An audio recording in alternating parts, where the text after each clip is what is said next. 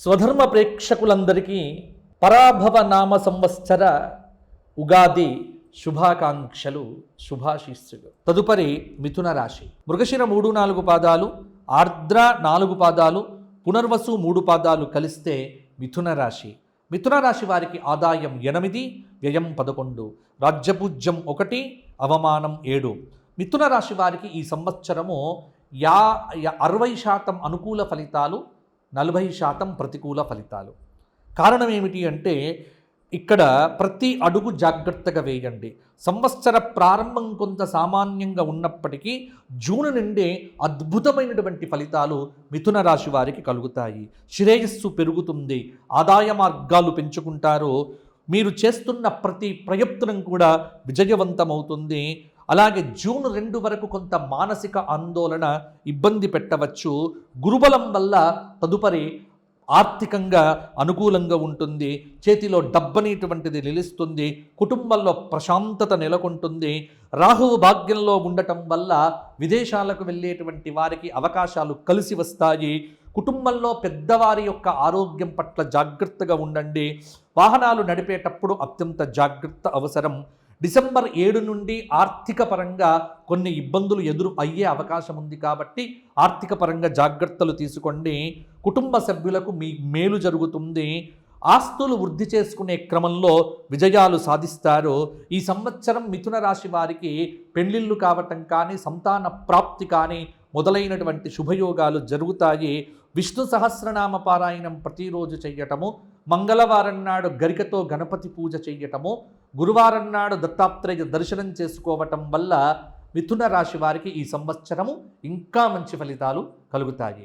సకల శుభాలను అనుగ్రహించేది, సకల దోషములను హరింపచేసేది, గంగానదిలో స్నానమాచరించినంత పుణ్యమును ఇచ్చేటువంటిది, గోదాన భాగ్యమును అనుగ్రహించేది, ఆయురారోగ్య విద్యా బుద్ధులను సత్సంతానాన్ని ప్రసాదించేటువంటి, సకల కర్మలను చక్కగా మనకు పుణ్య కర్మలను ఆచరింపజేసేటువంటి, సంవత్సర మాస పక్ష తిథివార నక్షత్ర కరణ యోగాలతో కూడినటువంటి పంచాంగమునకు నమస్కారము చేస్తూ, ఈ పంచాంగము మీ అందరినీ అనుగ్రహించుగాక, మీకు కాలము చక్కగా సద్వినియోగం అవ్వాలి అని ఆశీర్వచనం తెలియచేస్తూ, కాలగమనంలో ఒక సంవత్సరం గడిచిపోయింది.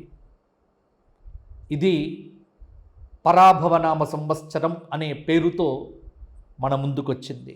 యుగాది అంటే బ్రహ్మదేవుడు సృష్టి చేసిన మొదటి రోజు అని అర్థం. ఇలా ఆరంభమైనటువంటి సృష్టి నేటికి 198,85,85,126 సంవత్సరాలు గడిచి 127వ సంవత్సర ప్రారంభంలో ఉన్నాము.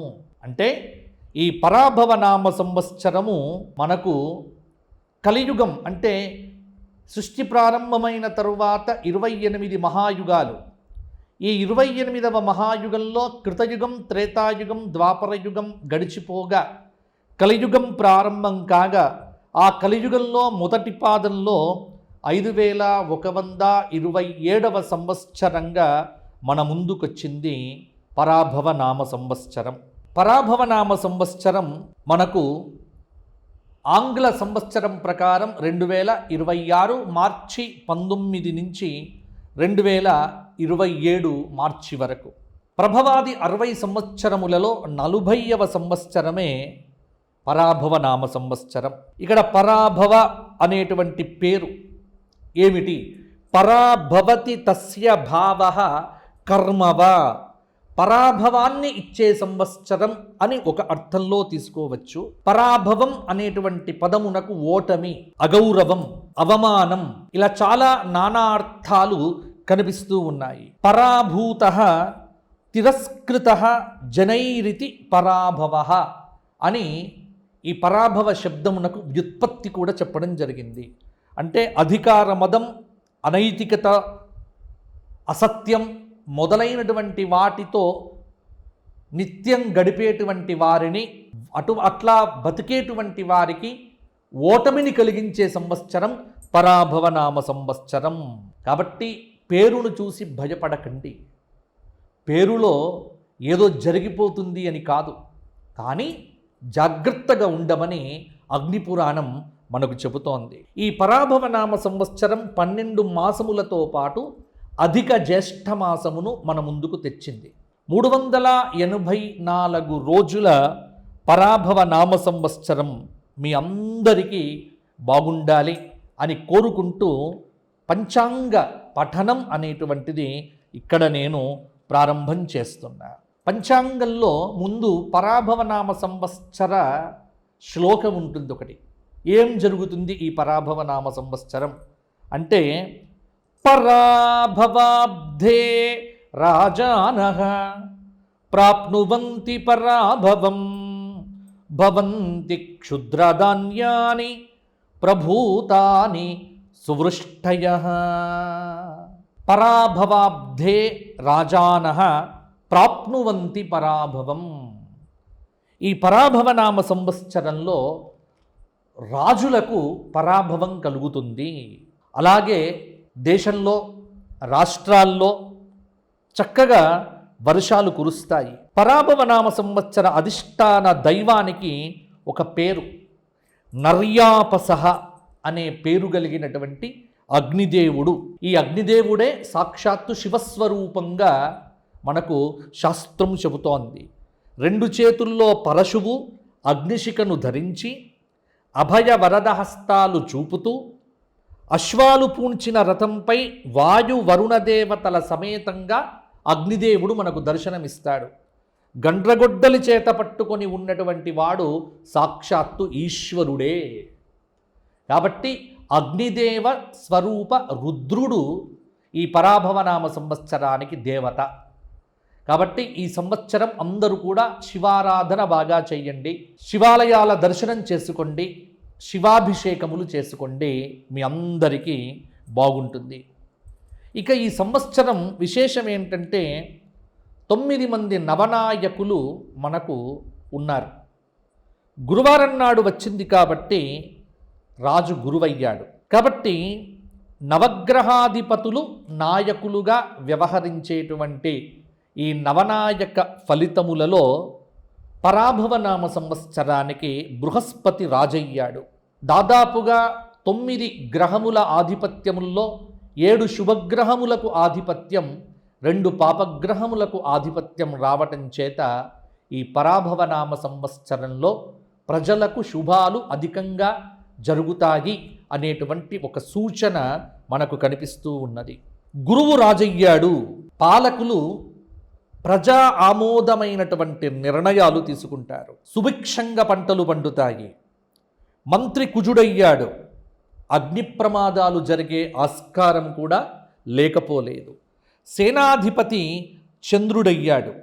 ముఖ్యంగా సేనాధిపతి కనుక చంద్రుడైతే వర్షాలు బాగా కురుస్తాయి అని మనకు శాస్త్రం చెప్పింది. అలాగే ఈ సంవత్సరం ఉన్నటువంటి ఇంకొక విశేషం ఏమిటి అంటే, ఈ సంవత్సరంలో సస్యాధిపతి గురువయ్యాడు, ధాన్యాధిపతి బుధుడయ్యాడు, అర్ఘాధిపతి చంద్రుడయ్యాడు, మేఘాధిపతి చంద్రుడయ్యాడు, రసాధిపతి శనైశ్చరుడయ్యాడు, నీరసాధిపతి గురుడయ్యాడు. కాబట్టి నవనాయక ఫలితములు మంచి ఫలితములుగానే మనకు గోచరిస్తూ ఉన్నాయి. ఈ పరాభవనామ సంవత్సరంలో గురుమౌఢ్యము జూలై 15 నుంచి ఆగస్టు 14 రోజు వరకు, అంటే 30 రోజులు, నెల రోజుల పాటు గురుమౌఢ్యమి. అందులో ఆషాఢశుద్ధ పాడ్యమి నుంచి శ్రావణ శుద్ధ విధియ కాబట్టి శూన్యమాసంలోనే గురుపౌఢ్యమి వచ్చింది కాబట్టి ముహూర్తములు ఎక్కడా కూడా పోలేదు. శుక్రమౌఢ్యమి అక్టోబర్ 19 నుంచి 29 వరకు 10 రోజులు మాత్రమే శుక్రమౌఢ్యమి. కాబట్టి ఈ సంవత్సరము ముహూర్తములకు ఇబ్బందులు అనేటువంటివి లేవు అని మీరందరూ కూడా తెలుసుకోవచ్చు. ఇక వాస్తుకర్తరి మే 4 నుంచి మే 29 వరకు, ఈ సమయంలో గృహప్రవేశాదులు మొదలైనటువంటివి ఏమీ చెయ్యకూడదు. ఇక ఈ పరాభవనామ సంవత్సరంలో జరిగేటువంటి విశేషాలు మొదలైనటువంటివి కూడా మనము ఇప్పుడు గ్రహచార రీత్యా కూడా చెప్పుకునేటువంటి ప్రయత్నం చేద్దాము. ముఖ్యంగా పరాభవనామ సంవత్సరంలో జగల్లగ్నమేమిటి, మీనలగ్నమేమిటి మొదలైనటువంటి అంశములను ఇప్పుడు సాకల్యంగా చెప్పుకుందాము. ఇక్కడ పరాభవనామ సంవత్సరంలో వర్షలగ్నం అనేటువంటిది మీనలగ్నం అయిపోయింది, జగల్లగ్నం అనేటువంటిది కర్కాటకమైంది. కాబట్టి లగ్న పంచమాధిపతి గురుడు కోణంలో ఉన్నాడు కాబట్టి భారతదేశానికి అద్భుతమైనటువంటి రోజులు రాబోతున్నాయి. ఇక్కడ సకాలంలో కొన్ని ప్రాజెక్టులు పూర్తవుతాయి, రసాయనములు మందులు వృద్ధి చెందుతాయి. ఈ సంవత్సరం పరాభవనామ సంవత్సర ఫలితాంశమును కనుక మనం చూస్తే జగల్లగ్నం మీనం కావటం, ఈ సంవత్సరం చతుర్థ కేంద్రంలో గురువు ఉండి లగ్నాన్ని వీక్షించడం చేత అధికారులు సహాయపడతారు. లగ్న శని దశమానికి గురువీక్షణ వల్ల ఉపయోగ నిర్ణయాలు తీసుకోవటానికి ఆలస్యమైన పనులు మాత్రం జరుగుతూ ఉంటాయి. దేశీయ ఉత్పత్తి రంగం చాలా అభివృద్ధిలోకి వచ్చేటువంటి అవకాశం ఉంది. కేంద్ర ప్రభుత్వము ఈ సంవత్సరము సుస్థిరమైనటువంటి పరిపాలనను అందిస్తుంది. 100% దాదాపుగా అద్భుతమైనటువంటి పరిపాలన అందించే ప్రయత్నం చేస్తుంది. రవాణా అంతరిక్ష వ్యవస్థలో కొన్ని లోపాలు కనిపించే అవకాశం ఉంది. ఈ ఏడాది ప్రభుత్వం, అటు కేంద్ర ప్రభుత్వము ఇటు రాష్ట్ర ప్రభుత్వాలు ఈ రెండూ కూడా ఖచ్చితంగా కఠినమైనటువంటి నిర్ణయాలు తీసుకుంటాయి. 2 తెలుగు రాష్ట్రాల్లో పరిపాలన కొంతమేర అద్భుతంగానే కొనసాగుతుంది.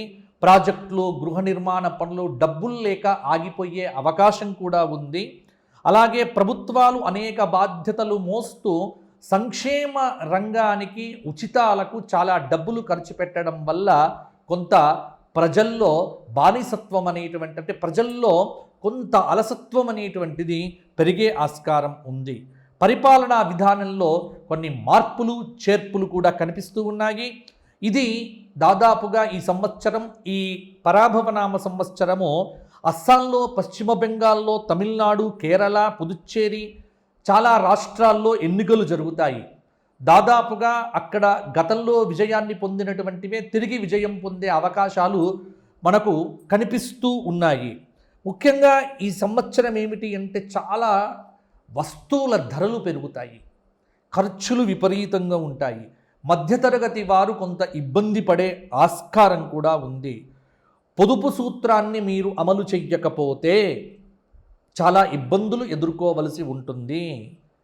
ఆర్థిక స్థిరత్వం లేకపోవటము, యుద్ధ భయం వల్ల స్టాక్ మార్కెట్లు కుదేలు కావటము, తులం బంగారము 2 లక్షలు దాటి ఇంకా పరిగెత్తుతూ ఉంటుంది. బంగారం కానీ వెండి కానీ పరుగు పంద్యాన్ని ఆపడం అనేటువంటిది కష్టం. సామాన్య ప్రజలకు, మధ్యతరగతి కుటుంబీకులకు బంగారం కానీ వెండి కానీ కొనడం అనేటువంటిది కష్టంగానే ఉంటుంది. అలాగే స్టాక్ మార్కెట్లలో కానీ మిగతా ఎక్కడా డబ్బులు పెట్టొద్దు. ఉన్న డబ్బులు పొదుపుగా దాచుకునే ప్రయత్నం చేస్తే కనుక ఈ సంవత్సరం కొంత అనుకూలంగా ఉంటుంది. ఇక కొత్త వ్యాపారాలు మొదలు పెట్టకుండా పాత వ్యాపారాలనే కంటిన్యూ చేయండి.